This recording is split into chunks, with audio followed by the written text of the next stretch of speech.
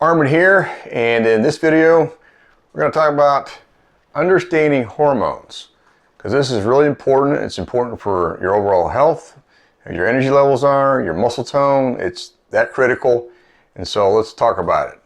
So first question most people want to know is, what are they? Because most people don't know, they don't understand, and you don't get a lot of answers from the medical community unless you're dealing with somebody that specializes in hormone strategies and the understanding of it. So what hormones are, they're the messengers that tell your body how to operate so that everything functions at a high level. And unfortunately, the hormones are secreted by soft tissue endocrine glands, and over time, those glands are going to wear out because they're soft tissue. So depending on how well you eat and how you nourish these glands is how quickly you're going to determine how your hormone levels are going to drop, because they can drop slowly, 2% a year as an average, or they can drop dramatically, which is what we're seeing now with people eating a lot of processed food and not drinking too much alcohol, not getting enough sleep. This stuff will hammer your hormone levels, and that's not good. So you want to make sure you're doing the things you can to keep your hormones in optimal ranges. So that's what we're going to talk about here, is what happens when they get out of balance, because it starts creating problems. And then you'll get a better understanding of what you're looking for as far as symptoms and things like that start to occur as the levels continue to drop. Because I went through this myself. For me, it was probably about the mid 40s, like 44, 45, I started noticing I wasn't feeling the same. My recovery was not the same. It was not the same at all. It wasn't horrible, but it was like, you know, I didn't have the same response I normally have. So I changed my training up some more, changed my nutrition up some more, and at the end of the day, it still wasn't working very well. Now, I do realize I would have done better now that I know a lot more if I'd have had more fats in my diet, because fats are really good for hormones. But a lot of people are trying to avoid fat, which is not helping their hormone levels, and they're having too much carbohydrates and sugars, which is not good for hormone levels. So, you know, for me, I had to figure out what I was going to do to improve them. And unfortunately, you know, at the time I was involved with learning all this, the methods are still pretty, you know, not very good. Okay, so I would say nowadays the methods are a lot better. So that's good news. And also, what I found is working with the medical teams I work with and the clients I work with, is we made some really good improvements to get them optimized in the right ranges. But it's nutrition, supplementation, and then if things aren't working, then we look at, you know, replacing some hormones as needed, so we keep things in optimal range and optimal levels. Because what happens is when the hormones get out of balance, it starts creating health problems. You know, if your testosterone drops, it affects your libido, which isn't good. It affects your energy, it affects your stamina, it also affects your mental clarity, and then it allows for more body fat as well, because your muscle tissue is not as good as it was, especially if you're not even doing anything. So as these hormones decline, that's what's going to happen. And then when you get too much body fat, it causes your estrogen level, which we're going to talk about in another video. It's going to cause that to elevate, which isn't good, because that leads to cardiovascular disease. It also leads to enlarged prostate and other issues. So this topic here is pretty in depth, because you know, people don't know much, and you don't get a lot of, I don't think you get a lot of good information from the medical community, and so this is why I'm doing this video. Okay, so, you know, we'll talk about, you're going to have imbalances over time, which we kind of talk about some of the symptoms. You're going to have brain fog, like I mentioned the other way, lower sex drive, less stamina, less good quality energy, poor recovery. So all these things are signs that things are not clicking, and that's when we need to make some adjustments.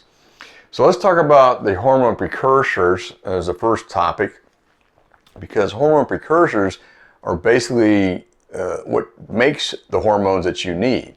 And that's what's really important. That's why you have to have those. And so we need to nourish these hormone precursors so we keep the hormones we need to be functioning well at a high level. For example, testosterone, hormone precursors help you to generate more testosterone and other elements as estrogen and other different hormones as well.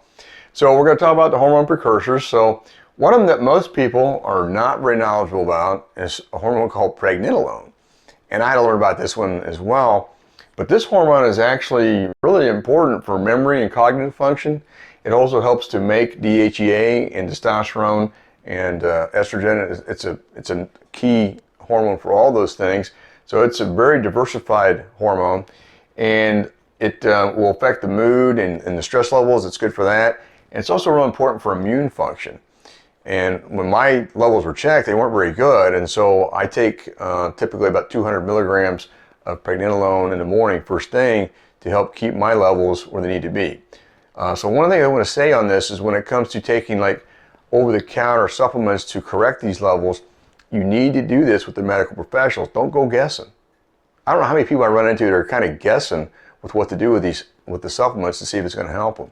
That is not the way you want to do it. You need to get lab work done to see where it's at and have a professional tell you what the dosage that you should be taking to correct. Because if you take too much of pregnenolone or DHEA, as a couple examples, what happens is your body stops making it. Well, that's not what we're trying to do. We're trying to supplement it so the body continues to make it and make it the right way. So that's what's really important here. Okay, so we got into the pregnenolone, and we're going to talk about DHEA, which is dehydroepiandrosterone. He's got these long words. And so this one works off the adrenal glands is where it comes from, and it helps to make estrogen and testosterone. Also helps with the mood and the cognitive stuff, not as much as the pregnenolone. And then it helps with skin as well. So you want to make sure that you're nourishing that particular gland as well. All right. And then another hormone precursor is luteinizing hormone. And this one's real important because it stimulates the testes to make testosterone. It does that through the hypothalamus and the pituitary gland. They communicate to tell the testes, hey, we need to make some more testosterone. And so when the luteinizing hormone drops down, you're not going to make as much testosterone. And this can be jump-started with nutrition and supplements as well. And I have this kind of detailed in another section. But just knowing you can correct these things should be a breath of fresh air versus just kind of dealing with it. And that's what people do. They just kind of deal with these things, which you don't have to. We can get it fixed. We can correct it. Then another one is a follicle-stimulating hormone. And this one basically just makes the testicles produce sperm. So, but it's also a component of testosterone. So you want to keep these two hormone precursors stimulated the best you can. And again, you want to have them in the higher ranges. And I talked about this in another video with the different ranges.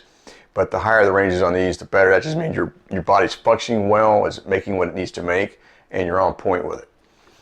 Okay, so this is the first part of a couple of different series I'm going to do here on the hormone section. So we're going to come back to another section here in a minute. But other than that, if you have questions on this particular part, then you make comments in the group and kind of help clarify some things.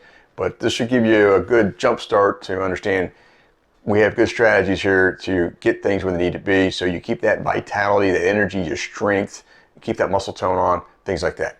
All right, we'll talk to you again real soon in another video.